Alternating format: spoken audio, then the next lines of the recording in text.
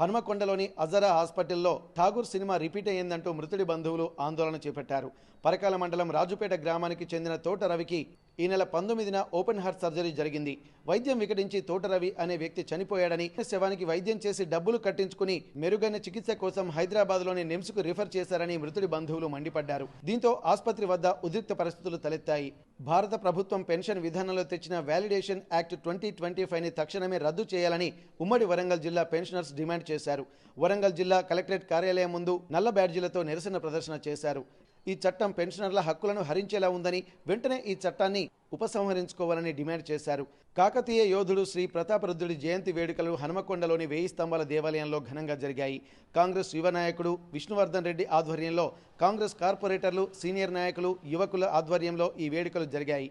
ఘనమైన కాకతీయ చరిత్రను, పరిపాలనను ప్రపంచానికి అందించిన కాకతీయ రాజులను స్మరించుకోవడం వరంగల్ వాసులుగా తమ కర్తవ్యమన్నారు. వచ్చే ఏడాది జన్మదిన వేడుకలకు ప్రతాపరుద్రుని విగ్రహం ఏర్పాటు చేయాలని 1000 స్తంభాల దేవాలయ ప్రధాన అర్చకుడు గంగు మణికంఠ శర్మ తెలిపారు.